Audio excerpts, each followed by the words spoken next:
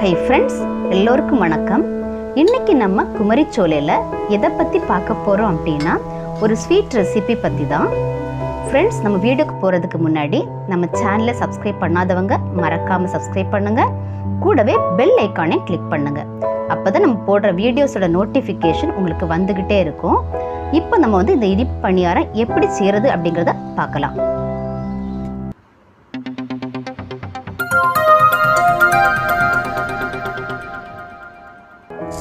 இந்த பணியாரம் செய்கிறதுக்காக 3 கப் அளவுக்கு பச்சை அரிசி எடுத்துக்கிறேன்.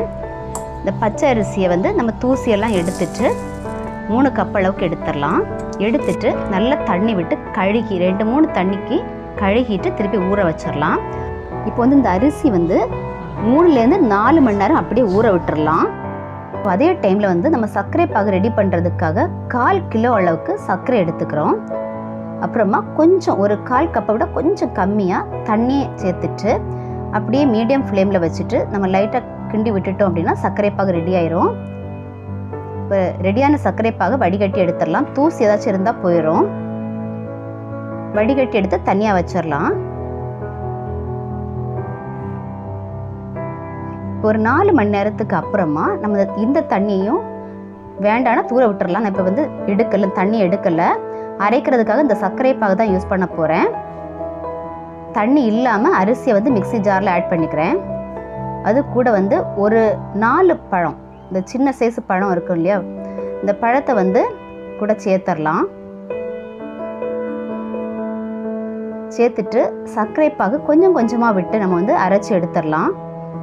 அரைக்கும்போது ரொம்ப நைஸாக அரைக்கக்கூடாது. கொஞ்சம் திருன்னு இருக்கிற மாதிரி இந்த மாதிரி பதத்துக்கு அரைச்சி எடுத்துக்கணும். அப்போ தான் கடித்து சாப்பிடும்போது நல்லா டேஸ்ட்டாக இருக்கும். ரொம்ப நைஸாக அரைச்சிட்டோம் அப்படின்னா ரொம்ப சாஃப்டாக இருக்கும். இந்த மாதிரி கொஞ்சம் திருன்னு வர்ற மாதிரி அரைச்சி எடுத்துக்கலாம். இப்போ ஒரு பிஞ்ச் அளவுக்கு நம்ம ஆப்பச்சோடா இருக்கும் இல்லையா, அந்த சோடா உப்பு போட்டுடலாம். ஒரு பிஞ்ச் அளவு போட்டால் போதும். அப்புறமா கொஞ்சோண்டு உப்பு அதையும் சேர்த்துடலாம். உப்பு போடும்போது இனிப்போட டேஸ்ட் கொஞ்சம் தூக்கலாக கொடுக்கும். அதுக்காக தான். சர்க்கரை பாகு பார்த்தீங்க அப்படின்னா ரொம்ப தண்ணியாகவும் இருக்கக்கூடாது, ரொம்ப கெட்டியாகவும் இல்லாமல் மீடியம் லெவலில் வச்சு தான் எடுக்கணும். ஏன்னா இங்கே தண்ணி அதிகமாக வரக்கூடாது இந்த மாவில்.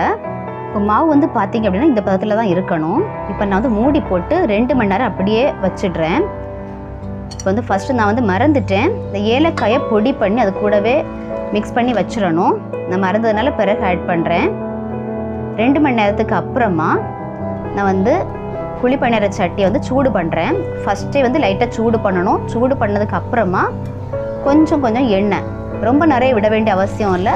லைட்டாக கொஞ்சம் எண்ணெய் விட்டுட்டு இந்த குழிக்குள்ளாடி நம்ம கொஞ்சம் ஒரு 3/4 குழி அளவுக்கு இந்த மாவு விட்டால் போதும். நிறைய விட வேண்டிய அவசியம் இல்லை. இப்போ 3/4 அளவுக்கு நான் விடுறேன். விட்டுட்டானாலே அது ரொம்ப பெருசாக வந்துடும். அந்த குழி ஃபுல்லாகவே வர மாதிரி வந்துடும். இப்போ விட்டுட்டேன்.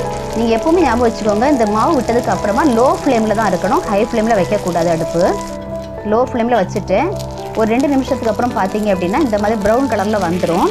திருப்பி பார்த்தீங்கன்னா உங்களுக்கு தெரியும். இந்த ப்ரௌன் கலரில் வந்ததுக்கு அப்புறமா அதை திருப்பி போட்டுடலாம். அப்படியே திருப்பி போட்டதுக்கு அப்புறமாவும் 2 நிமிஷம் அப்படியே இருக்கட்டும். ஹை ஃப்ளேமில் வச்சுட்டோம் அப்படின்னா வெளியே பார்த்தா வெந்த மாதிரி தான் இருக்கும். இந்த பிச்சு உள்ளாடி பார்த்தோம் அப்படின்னா வேகாமல் இருக்கும். ஸோ அதனால தான் லோ ஃப்ளேமில் வைக்க சொல்கிறது.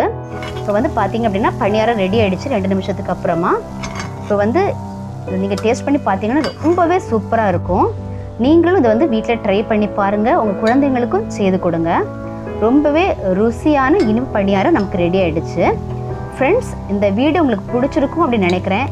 பிடிச்சிருந்தால் லைக் பண்ணுங்கள், உங்கள் ஃப்ரெண்ட்ஸுக்கும் ஷேர் பண்ணுங்கள். மறக்காமல் குமரிச்சோலையை சப்ஸ்கிரைப் பண்ணுங்கள்.